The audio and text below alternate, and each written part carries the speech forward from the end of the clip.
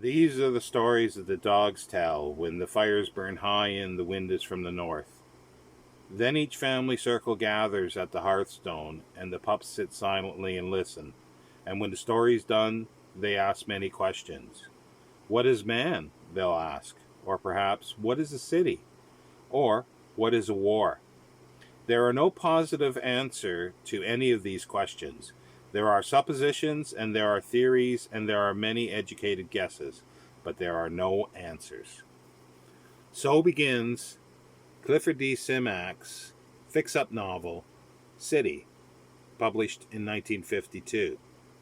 Clifford Simak was born today, August 3rd, 1904, in Millville, Wisconsin, at the confluence of the Wisconsin and Mississippi rivers in southwest Wisconsin.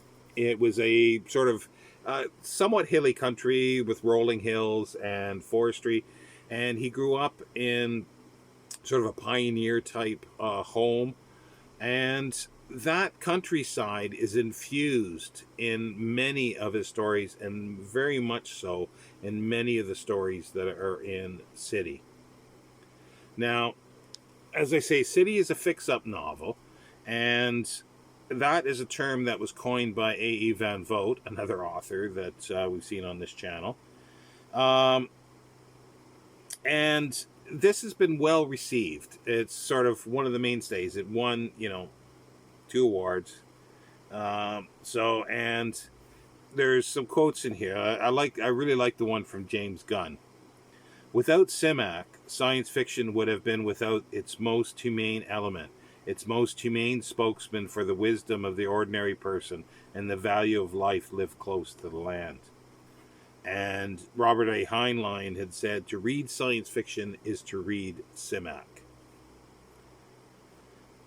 The one thing that this Masterworks, SF Masterworks, that was published in 2010, and has an introduction, a 3-page introduction by Gwyneth Jones. Gwyneth Jones? Yeah, Gwyneth Jones. And is the dedication. Simak never really dedicated his books, but he dedicated this one. It says, for the memory of Scooty, who was Nathaniel. Scooty was his dog, which was a Scotty. And Nathaniel is a character in here in the third story census. It's a talking dog. And I won't go into. I sort of recorded a previous version of this, and I went through each tale, but I'm not going to. I'm not going to do anything. I'm just going to talk about how he put this together. There is a way that fix-up novels are usually done. They take the short stories, and then the author writes linking passages to link the stories. And that's the normal way. Clifford Simak did something quite different. And I read a bit from the beginning. This is an introduction by an editor, a dog editor, because the interlinking passages are all by this dog editor. And they discuss the validity, the historical accuracy of the tales. They call them tales. Because man is sort of a myth to that culture at that time, the dog culture, that when this is assembled, and that gets it to a different layer, and it doesn't sort of like a lot of times fix-up novels. Sometimes you can sort of see the stapling points where they linked the passages. This doesn't have that, because this talks about how things don't quite fit in and the way it was written with the previous story, or we saw this, this is really good, and so forth. And because these are sort of fragments in a sense of what some think in the time of the dog editor, that is a much larger literature, but this is these are the tales that have survived and that have become popular and are retold over and over again, as we saw in that opening passage. So that gives it a framework that, and then it's layered below that, because each story tells certain things. It's a future history of man, of Earth, uh, creatures, animals, of the Earth. It's a future history, and it was originally, well, the first story was actually uh, Desertion, which was the fourth tale. That was the first one that was written, and that was written in 1943, and it was submitted to John W. Campbell in 1943, and Simak was paid $50 for it. But it was held back until the previous three stories were written and published, because it's either Simak saw that this could be a series, or John W. Campbell prompted him. The the evidence isn't really there so much. It's probably between both of them. He probably had an idea of a few other things, because this was at a time during the Second World War that Simak became sort of disillusioned with humanity, and thought that, there's got to be something better. And so this was his response to it, like a brotherhood of beasts. That maybe the dogs, the animals, can do a better job inheriting the earth than humans. The first story, City, was published in May 1944. The second, Huddling Place, in July 1944. The third, Census, which is a very pivotal story because it brings in a lot of things. But Huddling Place brings in, it's got a Webster family that goes through it, and Jenkins, a robot, a family retainer, butler, servant, whatever you want to call him,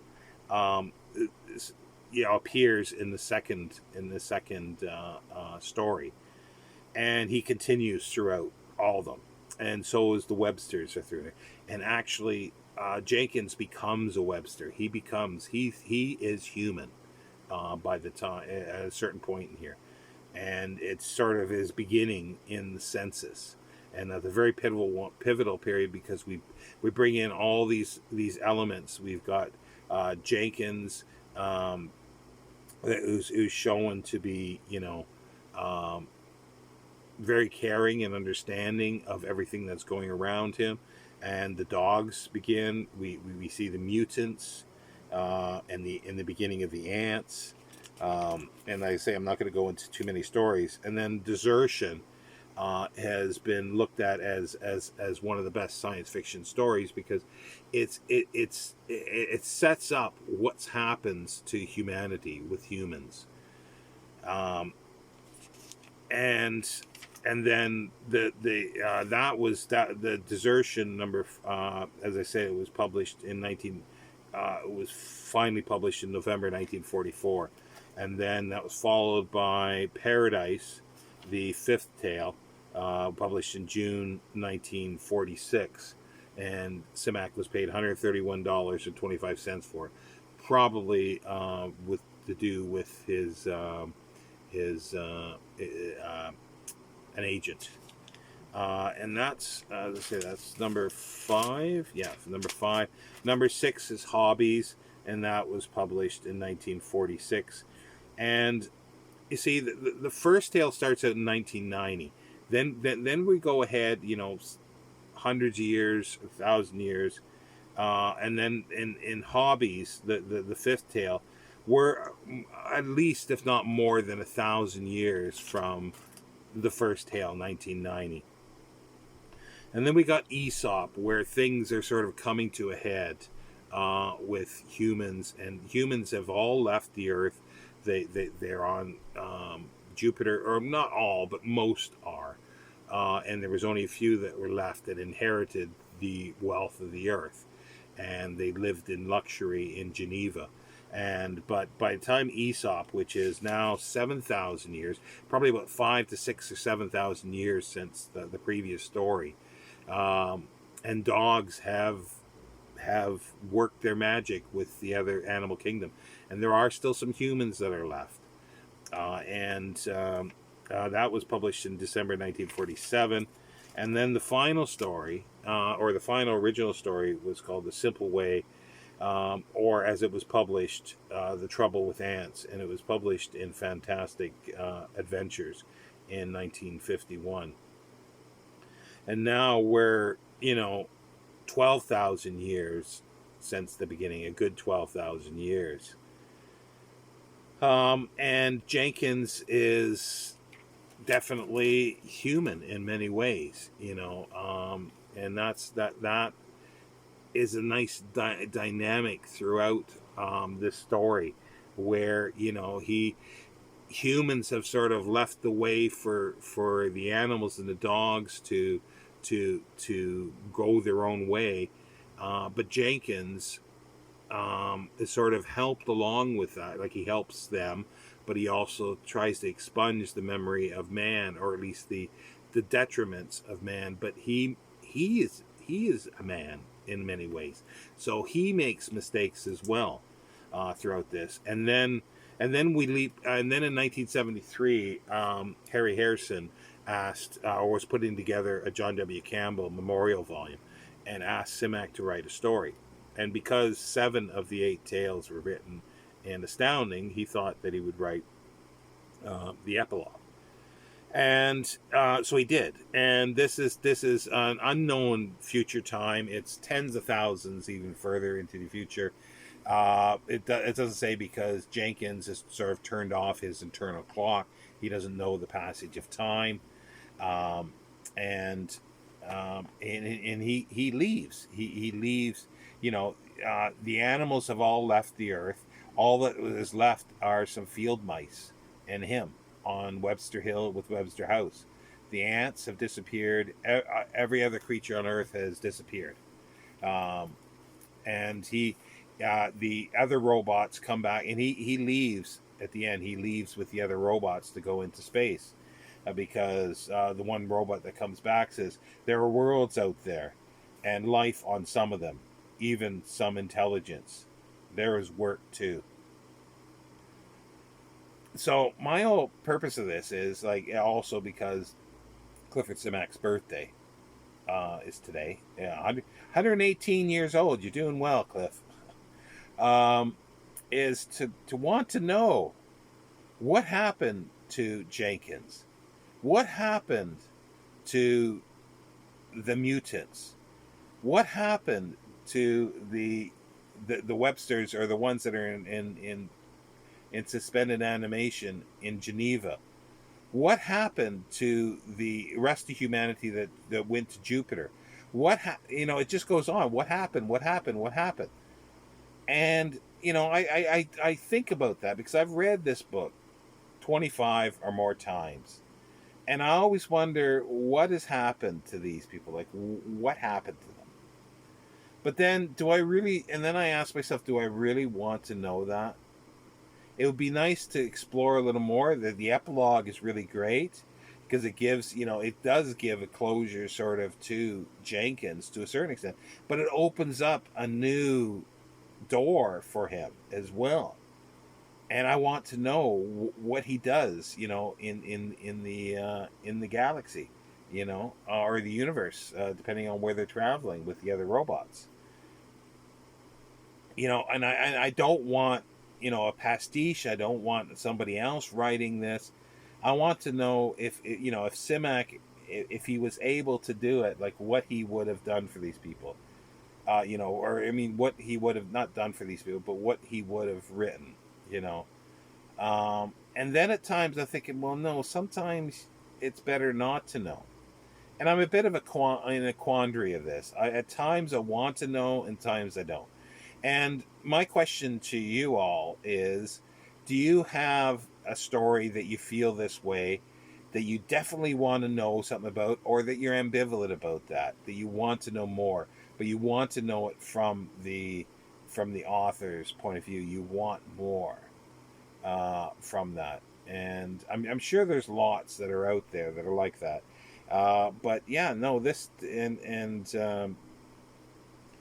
the, like, where Clifford Simak was born, and like the rolling hills and everything is just seeped into all not all the stories, but a lot of the stories, regardless of where they are. City definitely, and the names as well of places that show up all the time in his writing, in like way station, like the way the rivers are, creeks, or cliff and stuff like this is all the area that he grew up, but not in the same spatial locations as it was in reality. He telescoped some, and he changed it, and I found that very interesting. Anyway, I'm digressing here, but my main point is what happened to Jenkins, Cliff. I want to know what happened to Jenkins, or do I? I'll see you next time, book 2.